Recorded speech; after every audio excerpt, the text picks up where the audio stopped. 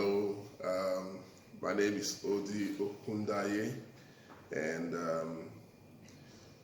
I'm happy to come your way to speak to you about finance management, investments, and diversification. I probably would have a bit of a local coloration, but the principles are essentially the same.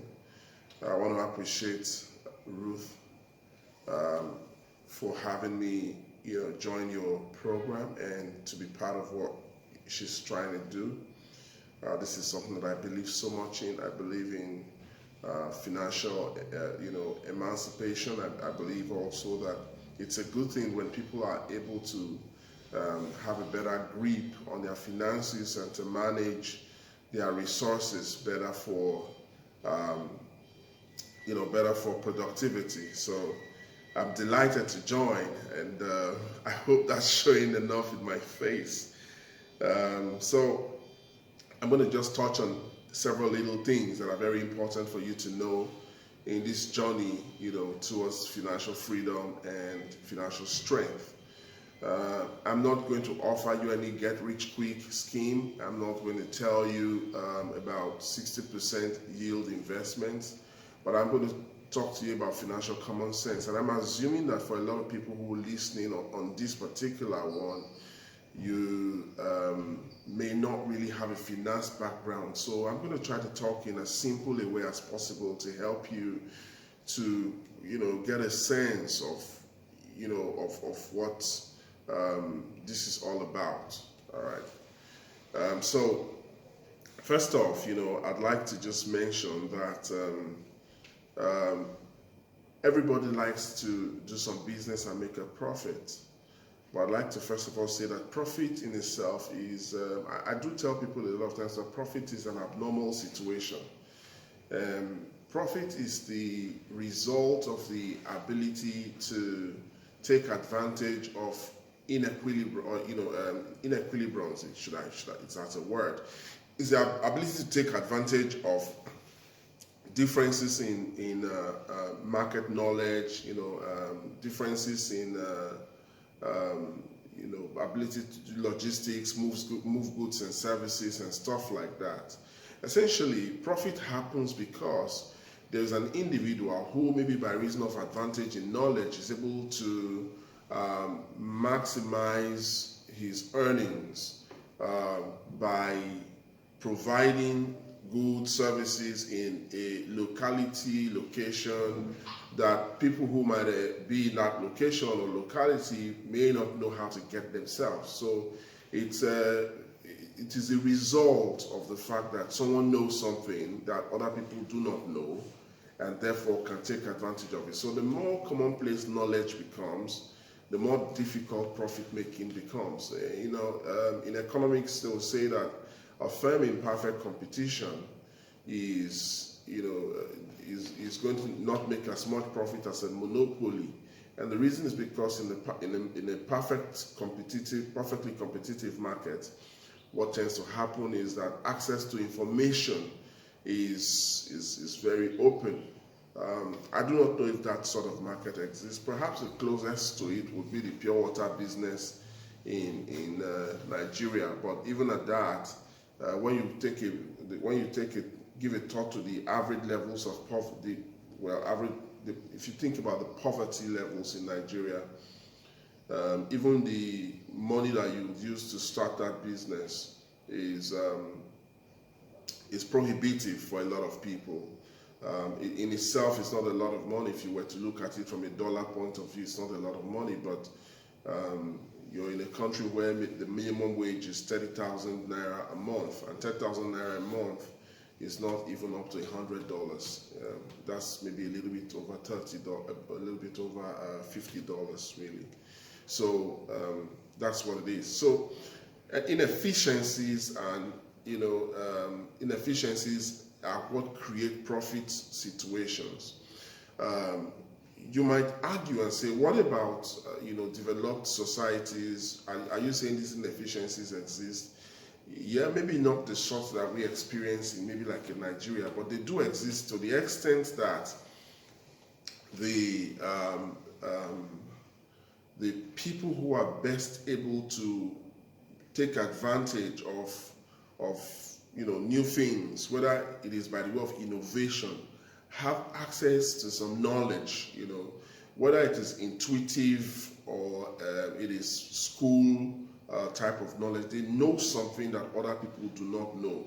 And to that extent, I'll just call it an inefficiency. It's not maybe inefficiency in the classic definition of it, but it is in the sense that that thing that they possess, by the way of knowledge, or access to government or power or whatever it might be, is not something that is commonplace. And even if any other person walking in off the street wanted to do the same thing, probably will struggle to have similar access, or to be able to have access to that level of information. Now, so the world has evolved a lot in the hundreds of years since the Industrial Revolution took place in Europe.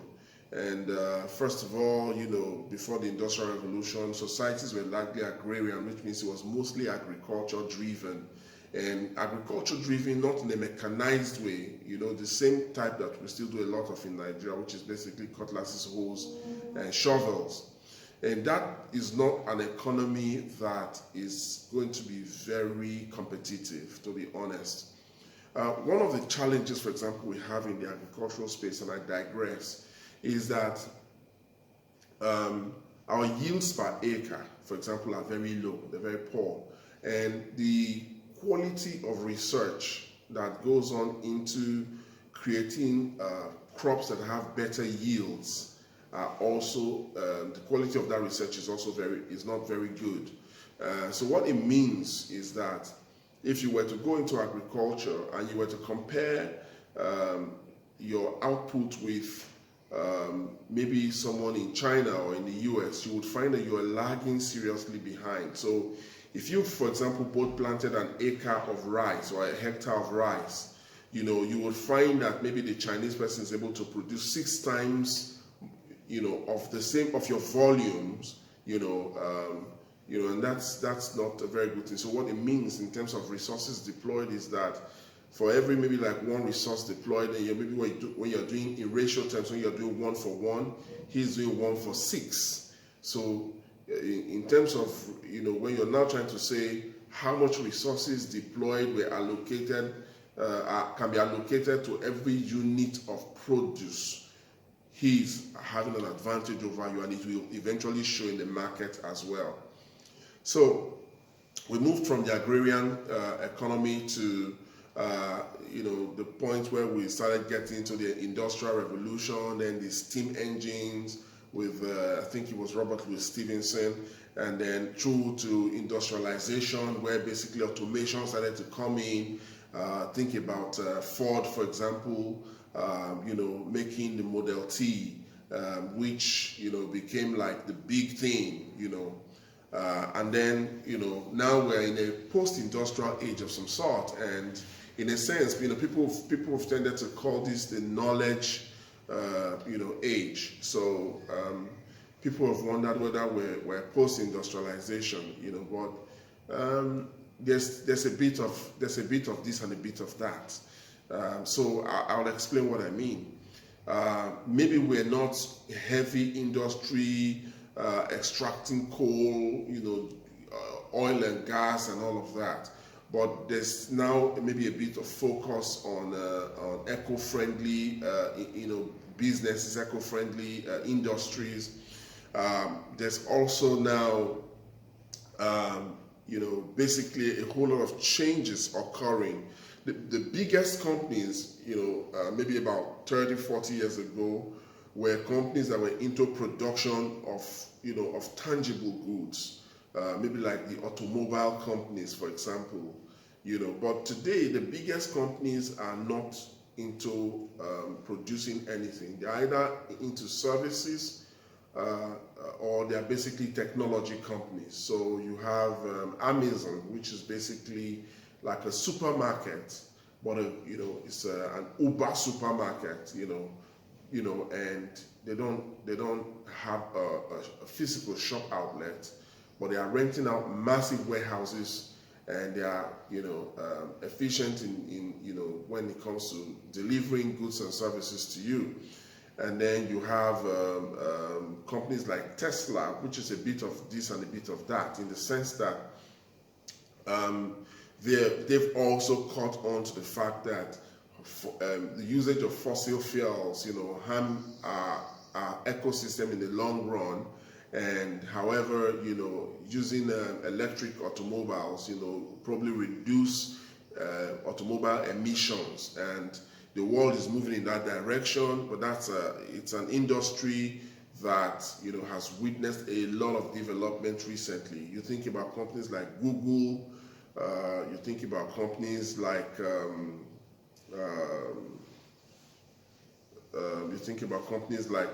Berkshire Hathaway, for example, who basically, is an investment company, and they own a lot of, shares in a lot of businesses, some of them industrial type businesses. The bottom line is that the forms of major businesses as we knew them some years ago has pretty much evolved a little bit, and there's a greater degree of emphasis on knowledge. Knowledge is a new thing, and that's what's driving a lot of things. So in all of this, it is important for you to situate where you are. I did say at some point that Nigeria is in a way still in post-industrial. There was a point where it seemed like we're going to make that transition, and unfortunately bad economic policies contributed massively to us taking major steps backwards. For example, there was a time when you had big companies in Nigeria who went to textiles. You had companies like Dalamal in Lagos, you had the Northern Textiles, somewhere up there in the north, I think in Kano. You had all of these guys, they were into these businesses and they were doing fairly well. In terms of automobiles, for example, you had Pan in Kaduna, you had, Anamco that was basically doing Mercedes assemblage somewhere in the east. So you had some of these things going on. You had Volkswagen in Lagos. And now we don't even have some of those things going on. And this is despite the government has maybe tried to put one or two things in place. And I wish I could talk a little bit about that, but let me just try and stay on the message. So the point is that we're in a way, we're a pre-industrial society, but in the area of goods, in the area of services, the country has developed fairly well. If you look at banking, and if you look at some of the newer fintech companies, you look at companies like Flutterwave, and you look at companies like InterSwitch. These are companies that now have maybe like $1 billion valuations, or basically that means they are companies that have worth of up to $1 billion, and these are pretty much Nigerian businesses, and they don't produce anything. They don't produce cars or aeroplanes. They basically give services or facilitates payments and stuff like that. So it is interesting that on the one hand we seem to be doing well, and on the industrial side we seem to not be doing well. Now, one of the problems with that is that we will then find ourselves in a situation where almost everything we need to use, by the way of products, we have to bring in.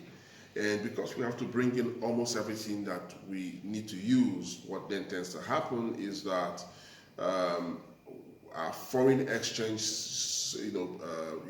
takes a hit, because our foreign reserves are used to fund these exports. And the more things we consume which are foreign, the more pressure is on that reserve position. And over the years, what the federal government has tried to do is defend the naira, basically sell dollars, to try to manage that demand and supply cycle. But that's not helped very much.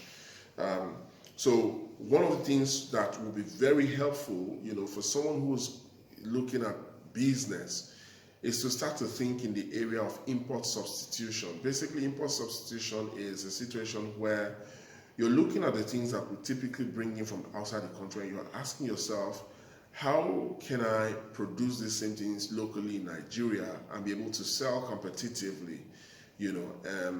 Sometimes the government tries to help, and they do this by putting maybe like a bit of a ban on certain products, or like for example during I think either OBJ's time or so, there was a ban on importation of furniture, wooden furniture. So that maybe helped the local industry to pick up a little bit, because you didn't have to compete with maybe like an IKEA.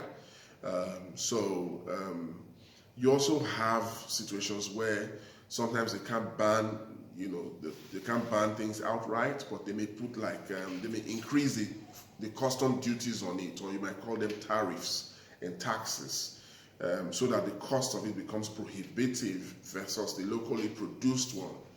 But typically what then happens is that because a lot of people have tasted the foreign one and they're seeing a local one, the comparison in quality many times means that people are willing to pay that premium to get the foreign one. So maybe the challenge for the local producer is, how can technology transfer happen such that that quality difference is breached, so that local production, locally produced goods, can be enjoyed pretty much the same way as the foreign ones.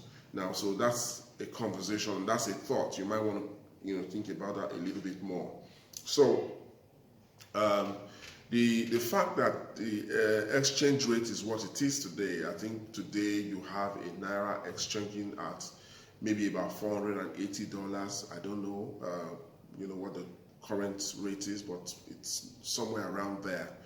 That exchange rate, people complain how things have become so expensive. On the flip side of it, what it means is that it becomes easy if you can produce goods and services that are at international quality.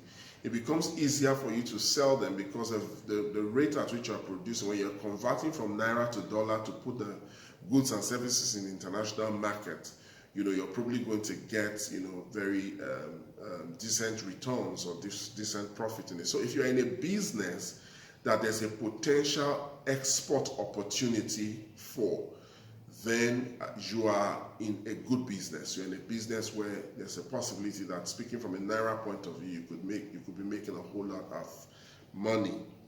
And that could obviously help in the import substitution. Help in import substitution, which basically will be because when you bring in maybe a produced in Nigeria product and you bring in a produced in the USA product, the produced in Nigeria product will likely be cheaper because a number of the components or inputs were priced in naira. For example, labor. Now, something else that is very important for me to mention, I'm basically pointing to financial literacy. One of the things that I found for a lot of people is that they are not financially literate. And because they are not financially literate, they are not able to understand their financial environment. Sometimes people read sports stories and they're excited by the scores and who won the cup and stuff like that. And people read what they call it now. People read stories in the news, politics and stuff like that. They're debating all of these things.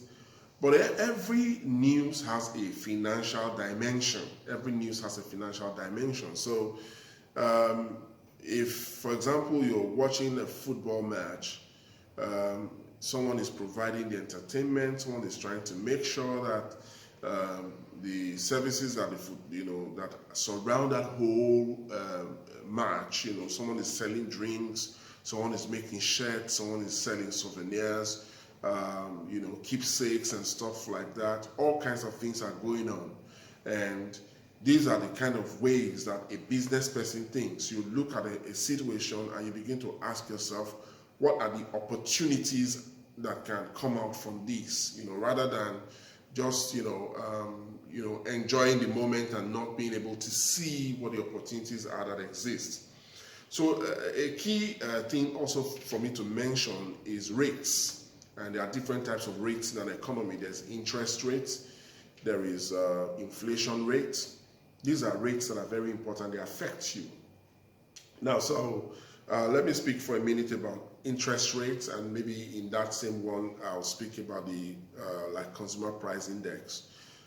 When you go to the market, and I'll speak about time value of money as well. When you hold 1,000 naira, for example, and your bank tells you that they are going to pay you 10%, what it means is that if you put that money in the bank for 1 year, when you go to take the money out, you're going to have 1,100 naira, because the bank is paying you 10% per annum or per year for that money. Now, however, if when you put the money in the bank, a bag of gari was selling for 1,000 naira, and by the time you took it out from the bank, maybe the inflation rate was at, say, 12% or maybe at 13%. When you took the money out from the bank, you had 1,100 naira. But now the price of a bag of gari, which because inflation rate was at maybe 12%, is now 1,120 naira. You find out that you're poorer. Because what the 1,000 naira could do 1 year ago, it cannot do anymore now. So these are things that are very important for you to understand. Inflation rate, consumer price index, I was saying, this is the index, or this is the number that is used to track the change in prices over a period of time. So you could say how much was a bag of beans in January, how much was a bag of beans in February, and so on till the end of the year. And then you do the same thing, you track other goods and services. And then you use that to have an idea of how prices are moving within the economy. So from a business point of view, how should you be keeping your money? How should you be engaging your money? Now, let me talk a minute or two about money. When you keep money in the bank, when you keep it in Nigerian current account, you're going to get 0 interest. On top of 0 interest, you are also going to maybe get a few charges, account maintenance kind of charges. And so what it means many times is that your money is sitting there earning 0, and inflation rate is beating the hell out of it. So from a financial point of view, you don't want that to happen. What you want to happen is that your money should at least be sweating. So for your money to sweat, you might need to invest it in something. So now you may be keeping money for different reasons. You might be keeping money for your child's education. Maybe you want your child to go to school abroad, so you're putting money away for that. You may be keeping money for maybe a business that you're looking to do. Maybe there's this business you'd like to do. It's 5 million naira to start it. So you've been saving away for a bit so that you can do it. So when you're doing all of these savings, one of the things you should be mindful of is that you should not keep the money. 2 things. You should not keep the money in a way that the day you need it, it is difficult for you to get it. So for example, maybe you take the money and you go and buy land in one area that is not maybe like developed and has not opened up. Then when you now need the money, you find that you need to first of all find somebody who's willing to buy land at that value. And if you need to sell that land and you're going to take such a while to sell it, the opportunity for you to do the business that you needed to do might be gone before you get a buyer for the land. So that's not a very good thing to do. So a good thing to do might be to keep the money in a place or in an investment, say for example treasury bills, where you are able to quickly go to the bank and say, sell the treasury bills for me and give me my money, and then you can move on quickly and do your business. I'd like to say at this point that saving money is not a way to get rich, okay? I hope somebody's not upset. Maybe you've been saving all your life I'm not trying to discourage you. I'll tell you what it is. So, saving money is not a way of getting rich. It is a way of positioning yourself is a way of positioning yourself to be able to take advantage of investment opportunities that may arise, from time to time. A very good example of this would be when MTN came to Nigeria. I understand that they spoke to a few people, trying to find investors in Nigeria. I think the threshold that they were looking for, people who could do maybe over $1 million, I think, was what they were looking for. So someone who had maybe $1 million in easily reachable investment, call it near money. So near money would be commercial papers, fixed deposits, maybe foreign exchange deposits and stuff like that. Stuff that you can quickly just move from, the form it is into cash. That's what I'm calling near money.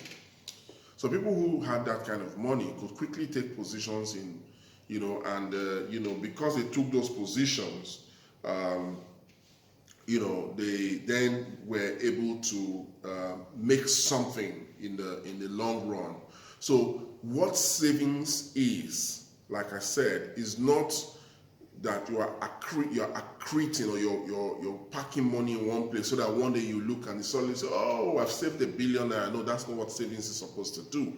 What savings is supposed to do is that when you're putting this money away, for example, I've found myself once or twice maybe having to dip into my savings, but every time I dip into my savings, it's an investment decision.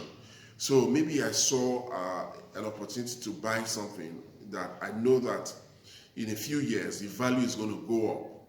If I don't have that money, if I have not saved, I'll start running all over the place looking for who's going to lend me money. And the problem with that is, if the investment does not go as great as I thought it would go, then that money that I've borrowed, especially at some interest rates, I might suffer badly in trying to repay it. I've seen that happen from time to time. A young friend of mine went into hospitality and he had to borrow heavily to fund his operations.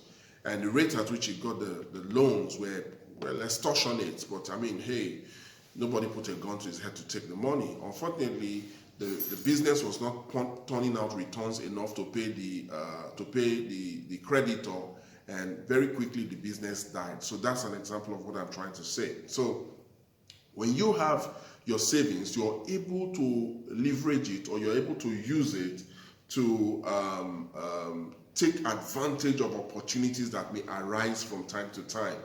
Time fails me to go much into it. So savings, is a very good thing to do, and you must learn to leverage savings. I'd like to leave off at this time. Maybe in my second one, I might talk a little bit about, I might say one or two things about money, and maybe I might talk a bit about budgeting and strategic thinking, when it comes to financial matters. God bless you, and thank you for joining me on this talk. Thank you. I want to welcome you to the second part video, and we just continue to talk a little bit more along the lines that we were speaking about before. I hope I'm communicating effectively. I do worry that I might not be, but let me just continue anyway, and hopefully if you have the opportunity to watch the video maybe more than once, then you might be able to, understand some of the thoughts or angles that I'm bringing in. Perhaps you also need to do a little bit of extra reading. In the last video, I did, make some allusions to financial literacy, and so that's something for you to keep in mind. So I want to start off by speaking about what are your thoughts about wealth and business and money. Basically, there are a lot of people who have inhibitions about money. There are people who feel that they say money is the root of all evils. That's what they say, but that's and they're trying to quote a verse from the Bible, but the Bible doesn't say so. The Bible says the love of money is the root of all evils, and it's very important to draw that difference out. you could be wealthy and your wealth is for good. And however, if because of, and you do find that a bit in Nigeria. I mean, I've seen some things in the news, in the social media, that are really gruesome, very awful stuff. Sometimes, you see a video of young boys eating human excreta because someone told them that that is what they need to do, in addition to some maybe ritual for them to become wealthy. There was a story in the news about a young boy who murdered his mother because, he wanted to use her for some money-making ritual. That's abhorrent behavior. That's really terrible. But that is what the love of money does. All right, that's what the love of money does. So the Bible doesn't say that money is the root of all evil. As a matter of fact, the Bible says that money is money answers. Money answers questions. The questions of life. It says money answers all things. So it's very important, to have the right mindset about money. And one of the things I try to I'll encourage you to have is this mindset of, money it comes and it goes, and don't have that attachment to it that makes you feel like, oh, if I don't have money, I can do anything to have money. That has led a lot of people, down a path of life that has turned out to be terrible, terrible. Young ladies maybe prostituting because of money. Young men, getting themselves into things, robbery, all kinds of things, trafficking in drugs and stuff like that. That's not business. That's not how God intends for us to be wealthy. God intends for us to be wealthy. Make no mistakes about that. God intends for us to live good lives, but not at the expense of some other persons. When you traffic drugs, for example, someone you might be better off, but someone else is worse off for that. Same business or purpose. So this is not God's intention.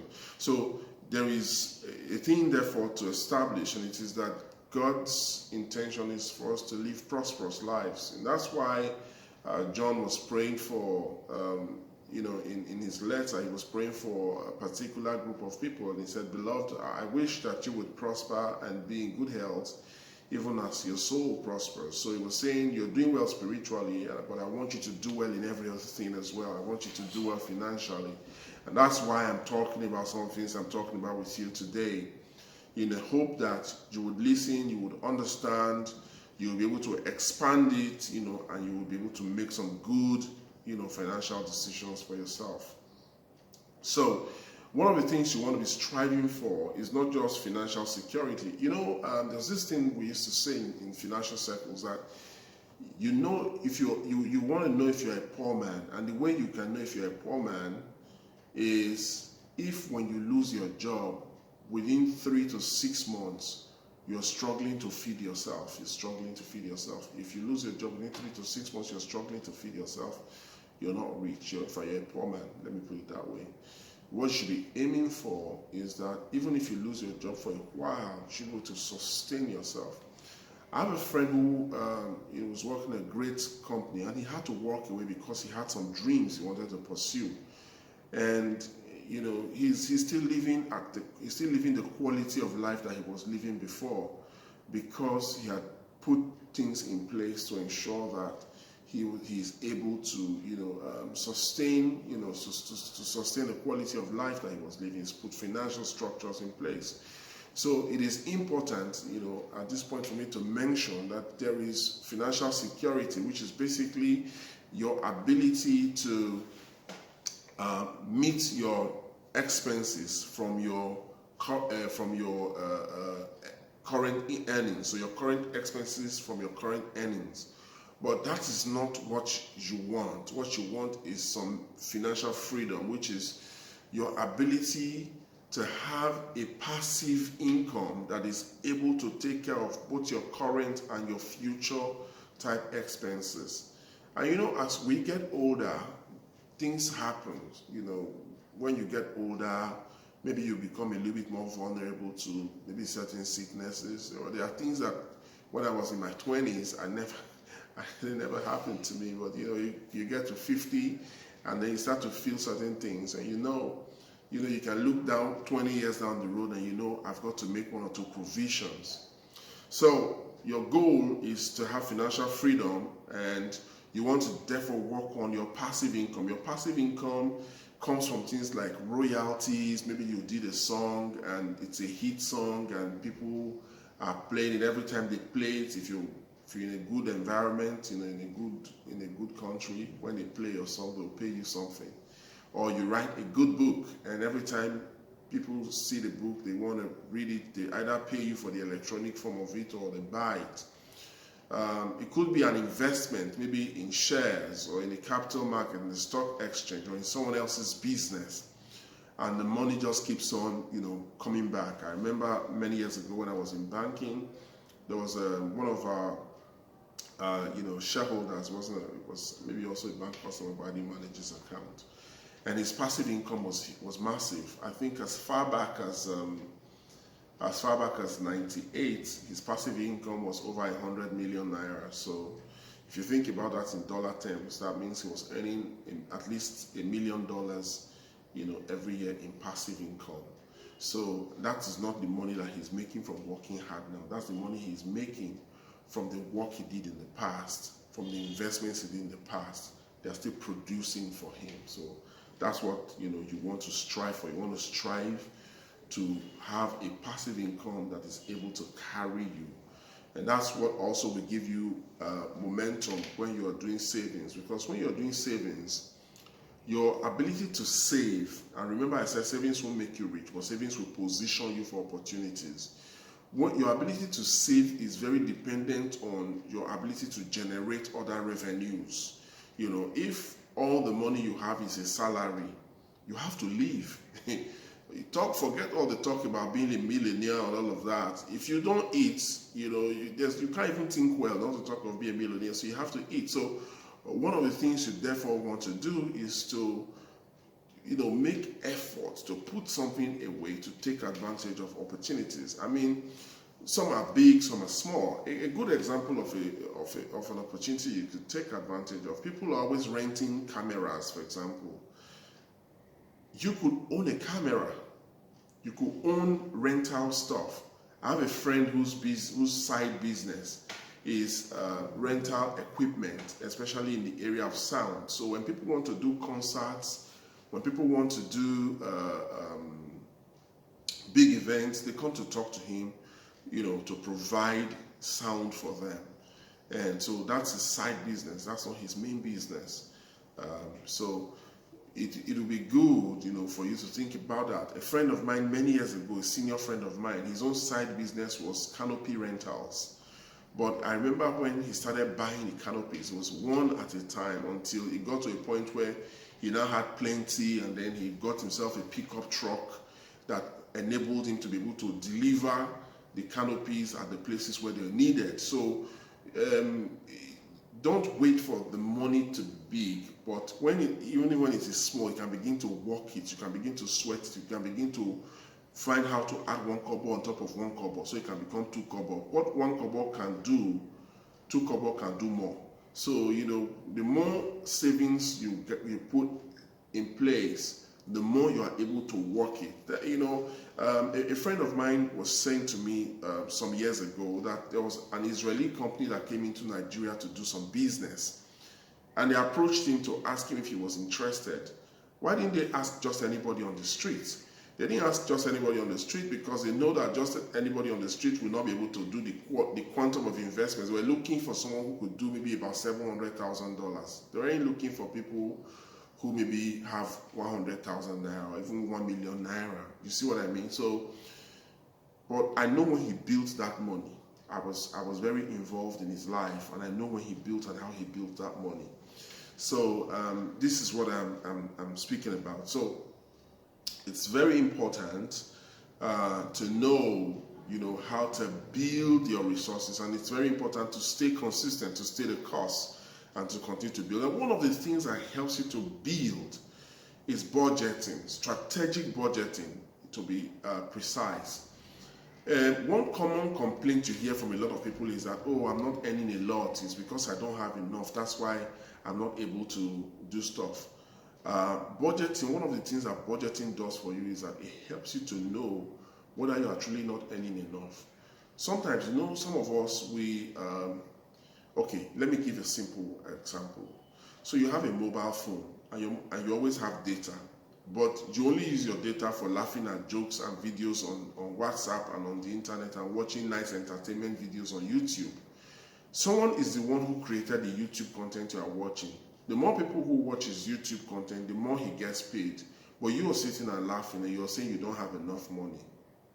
So these are some of the simple things, But what strategic budgeting will do for you is it helps you begin to understand your money. I've heard people say things like, and this is really funny, they'll say, oh, Pastor, I don't know what's wrong with me. I'm making money, but it's as if there's a spiritual thing because the money just goes. I don't know where it goes. Do you have a budget? No. You're not going to know where it goes if you don't have a budget. The purpose of a budget is not so that you can become stingy. The purpose of the budget helps you to control your expenses, yes. But one other thing you get from the budget is that it helps you to have a sense of what you are putting your money into. One thing that you find out, one thing that a budget might reveal to you is whether your money is in your dream. For a lot of people, they'll say, oh, I have this dream to do this and to do that. And in their minds, they think they are putting money in it. But a budget will show you whether you are really putting money in it. So you think you're spending good money in getting, maybe you're saying, I need a computer to learn how to code and to do this and to do that. You're buying, you buy the computer, but you're using it more for Netflix, right? To see movies. You buy the computer or you buy a TV and you connect it maybe with a CPU, so the TV becomes maybe like your screen. But you find out that you're buying a lot of fuel for powering your generator if you live in Nigeria. For powering your generator so that you can have electricity, but you're using the electricity to entertain yourself. So you're spending a lot of money on fuel, but it's not productive. It is important at this point that I mentioned that there are, we all own, everything we own falls into two classes roughly. You either have an asset or you have a liability, right? A liability takes money from you, an asset gives money to you. So I've seen cases where people say I need to have a car. Let me explain. So some people say, but a car is an asset. Yes, if you are making money from it. So for an Uber driver, a car is an asset. For someone who just wants to have it for luxury's sake, a car is not an asset. A car is an expense. You're going to spend money to maintain it. You're going to spend money to fuel it. You're going to also make sure that when the parts are down or broken, you fix it. The fact that you're spending money to keep it on the road means it's a liability of some sort to you. It's not really an asset. The purest way to think about an asset is that an asset will add, not take. So if that thing you bought is not, it's not adding, if it is taking, you can't genuinely call it, an asset. It's more of a liability to you. So that generator that you have, the DSTV that you're using, the car that you bought, and all of these things are good in themselves. They bring some measure of comfort to you, but it is good that you know that they are not assets to you if you're not earning with them. So you buy DSTV, for example, you watch the videos and you are happy, you can watch a show, watch football, but you have somebody else who has the same decoder and he maybe owns a business center and people are coming to pay money to watch matches of him. You're not the same persons. Do you understand? So you have the same product, but the way you use it defines what it is to you. So that's very important. The way you use what you have defines what it is to you. So It's important to understand, therefore, that one of the major things you can get from budgeting is that you can use budgeting to know exactly what your money is doing. Wisdom is that your money should fund your dreams. So if, for example, you say you want to learn to code, but the bulk of your money is going into paying Netflix subscriptions and other such things, you're clearly not going in the direction of your dreams. If you want to go in the direction of your dreams, your budget will show you very quickly that, well, you're spending a lot of money, but this is what you're spending it on. You can then take a decision and say, okay, fine, I need to move this money I'm spending for this particular thing, which is not really like adding much to me, and move it this other way. One of the things I say to my own children when they sit down to watch TV, I say to them that, well, you know, every time you turn the television on, there's always a show that is interesting. That tells you that, you know, whether you turn it on or you don't turn it on, you know, there will always be something to engage you. Now, so I say to them that when you spend all of your day entertaining yourself, what time are you going to have investing or building yourself or becoming better? So I say to themselves, budget some of your time on how to make yourself better. Otherwise, you're just going to end up being the reason why the showmaker that you are always enjoying is a wealthy man and a hit maker. You can do something with your time also. You can use the same resources and you can divert them to more productive purposes. That's what I'm saying. So it's very important to understand this. One of the things that budgeting also does for you, you know, in finance we say money is fungible, which means that I can put a 20 naira note in my pocket. Well, maybe 20 naira cannot do anything these days, but I can put 1,000 naira in my pocket and I'll say, I want to go buy, you know, top up cards. You know, I want to top up my airtime. And maybe when I get out of the house, just before I walk far, I see an ice cream van. And I say, oh, it's a long time I had some nice ice cream. So I bring out the 1,000 naira and I buy some ice cream. The 1,000 naira airtime I was going to buy suddenly becomes 500 naira airtime. And that's what money is. Money changes. Money can be anything. You can hold 1,000 naira in your pocket. It can turn to newspaper. It can turn to airtime. It can turn to a plate of food. One of the things budgeting does is that it gives you the discipline to make sure that your money is turning into the things that you want it to turn into that can help to give you value for the journey ahead of you. You know where you want to go. It's important that you make sure that your money is lining up behind you in the journey of your life. If you're trying to head in a direction and your money is going elsewhere, then you're not going to go very far. Your money is needed behind you to propel you, to help you to actualize your dreams. So now I did go a bit about diversification, but not too much. Let me just talk a little bit about that. In managing risk, because in fact all of life is a risk, that's the truth. But in managing risk, we try to say that so there are different angles to managing risk. I'm just focusing on one side of it. I mean, I'm not talking about things like how to mitigate, I'm not talking about mitigants and all of that. I'm coming from the angle of diversification as a method of risk management, or having a portfolio. You get what I mean? So having a portfolio, having an array of assets. Let's say, for example, you were in Lagos sometime in 2018 or so, and you invested in those, motorbikes, right? Or maybe in keke, and then overnight the government banned them in a lot of Lagos. If you had maybe like 5 or 6 of those ones and they were bringing in a lot of money for you, that one single government policy has wrecked you financially. So it is important that when you are building your assets, you should keep an eye out for the fact that all your eggs cannot be in one basket.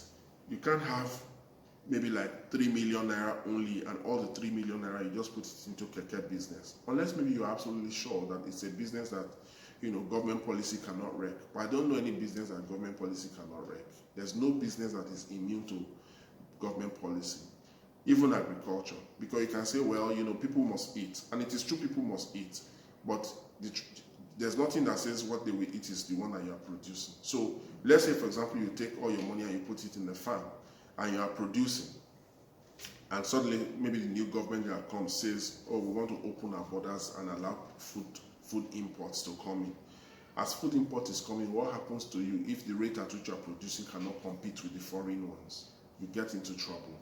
A very good case in point would be how our local poultry farmers were really struggling during the time when the borders, especially around Benin Republic, were open, because a lot of turkey and chicken was being brought in from some of those places into Nigeria. So what it meant was that our local production, our local producers could not sell at the kind of prices that they might have been able to sell at if they were the ones who were in full control of the market. So these are things that, so it's really important to understand government policy. And let me just stress on that. When governments make statements, the statements have consequences. Part of the work of a smart person and a business person is to always try to understand the consequences of the statements that government makes, with a view to positioning themselves in such a manner that they can take advantage of the consequences, rather than begin to say, oh, this government, they just analyze it, beer parlor type of analysis. You should not be doing beer parlor analysis. You should be thinking and saying, okay, the government made this statement. What does it mean in terms of business? What can I do? What are the advantages to be had?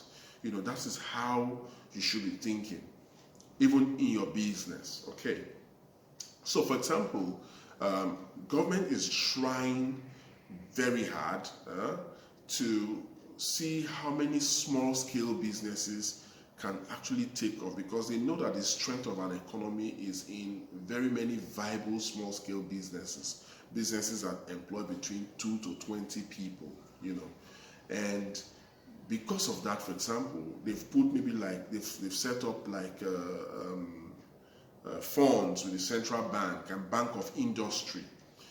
If you don't know that this is some of what is going on, let's say, for example, you have some technical skill, but you didn't have the money to buy some of the equipment you need for you to be able to have an impact in the market. Bank of Industry might provide you that funds, but if you don't know, you're not ever going to do it. So knowing government policies, understanding the implications, and not for for banter or for gist, but understanding the financial implications, is very, very important. By the way, that's why many years ago, Nigeria had a very solid football league, and some people might argue we still have one. I'm not trying to argue anything with anybody, but I know what I know. So when I was in primary school, I remember there was a club that came from Brazil. I cannot remember now whether it was, it wasn't Fluminense, but there was one club that came from Brazil to play friendlies with clubs in Nigeria. And I remember one of the games they played was against Bendel Insurance. That ended in a 2-2 score draw. Now, if we had continued to build our football by branding it correctly, by making sure that the different stakeholders are able to play their role, so the people who are into maybe like sports gear are able to produce, sports gear for our football teams and their feeder teams. The people who are in charge of grounds maintenance, are able to come and make sure that the grass in the field is always green and well taken care of, and that whenever there's a time to play a match, you can play a match and, there's no problem. The people who are, physios, who make sure that the footballers are well conditioned, are able to condition the footballers and make sure that they're in great physical shape.